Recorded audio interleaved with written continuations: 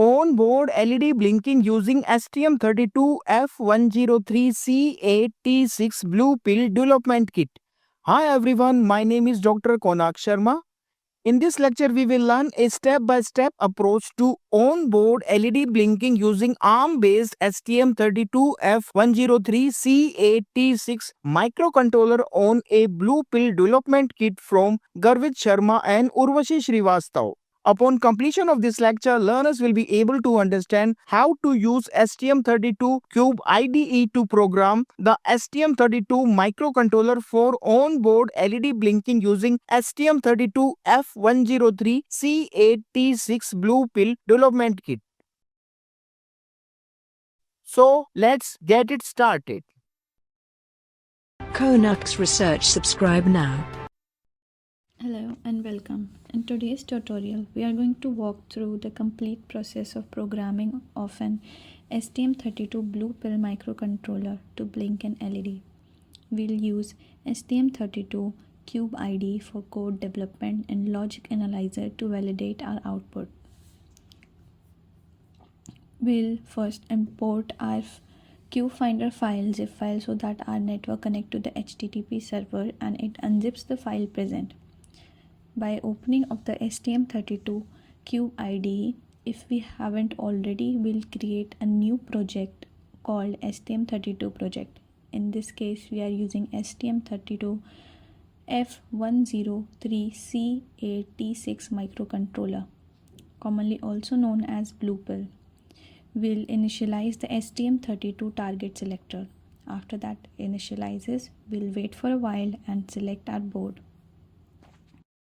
We'll now select our MPU, in which we'll write our STM32 and the model, which is F103C8T6. We'll select and then we'll move to the next part. Once the IDE loads, you will see a default C main generated file. This file contains main function, which we'll now use to modify onboard LED blink code. We have set up our STM32 project. We'll wait till our IOC loaded and renders the user interface. We'll wait for our program creation completion. It may take a while for the program creation completion. After the completion of the program, now we'll take a look at the pin configuration in the IOC file. On the onboard LED, on the Blue Pill is connected to GPIO pin 13, so we configure this pin as GPIO output in the pin output and configure tab. Now we'll see the clock configuration. We'll select the PLL clock and enable CSS. We'll give clock pulse of 72 MHz. Our pinout configuration. We'll look at the RCC configuration, in which we'll select our GPIO output, which is connected to the pin 13. We'll select the system tick timer as in our serial wire debugging. Then build our project and wait for it to configure. We'll save the configuration to regenerate the project file. Now we move to the main loop, write the logic of the LED blinking program. We'll wait till the configuration of tool updating code happens. It may take few seconds to update our code present on the block of window. In main C file inside the while loop, we uses the hold GPU toggle pin with the GPIO pin configuration to toggle the state of PC13 pin. We'll build our project till our project is building. We'll wait for a few seconds till it builds. In the while loop, we are going to write the logic of our program, which is hold GPIO toggle pin configuration. In bracket, we'll write the output and the pin number, which is connected in our circuit. At first, we have used hold delay for the blinking of an LED. We'll wait till I complete our code, and since our code has been written, we have used the hold GPIO toggle pin and hold delay program. We'll debug our code. We'll wait till our code debugs, and as we can see, the blinking of LED at 0.5 seconds have started. We'll wait for a while and we'll see the clock pulse.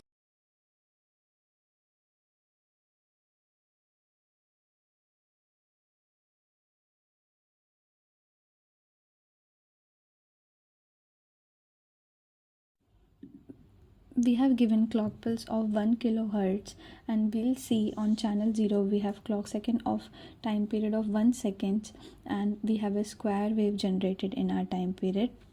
Now, instead of hold delay, which may introduce inaccuracies in precise timing, we implement a custom delay loop using the system tick timer by output register, in which we write the pin number, which is GPIO pin 13. Here is how we do it. First, we capture the initial tick count using the system tick value, and then we'll wait in loop until the difference in tick values matches our desired delay time period, in this case, which is 500 milliseconds. This offers better timing control and avoid blocking delay. We'll complete our rest of the code by writing another while loop through our main C file for 500 milliseconds for the blinking of LED of blue pill. After the code get completed, we'll write another block code for the ODR, in which we are going to write the GPIO pin configuration, which is pin 13. We'll make sure our connections are good. We are ready to upload the program to the blue pill. We have already connected our ST-Link V2 programmer to the blue pill. We will be making sure that SWDIO is connected to SWDIO and SW clock is connected to SW clock, whereas 3.3 volt and ground is connected properly. We'll not forget to boot our 0 to normal boot from flash. In our window, we have made some few syntax error. We'll wait till our syntax error get completed, and we'll then debug our code. We'll wait for a while since our code get corrected.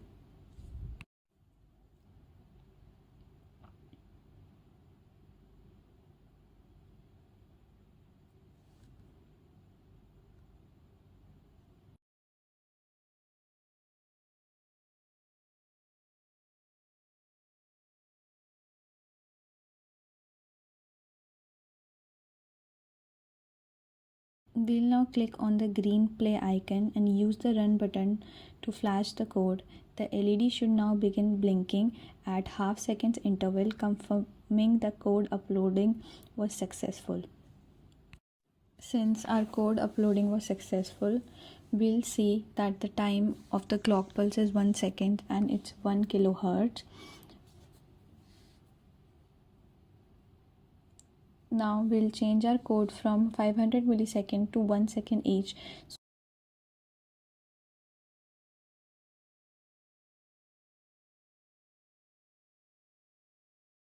At the 1 second interval, we'll see that our STM32 will start blinking per 1 second. We'll select our sampling rate. Since the blinking of LED is now at 1 second each, we have successfully uploaded our program on the STM32. Thank you. Finally, we would like to cooperate with you according to the best of our knowledge. Keep your feedback and suggestions coming. They help us to provide you quality work that resonates with your needs and requirements.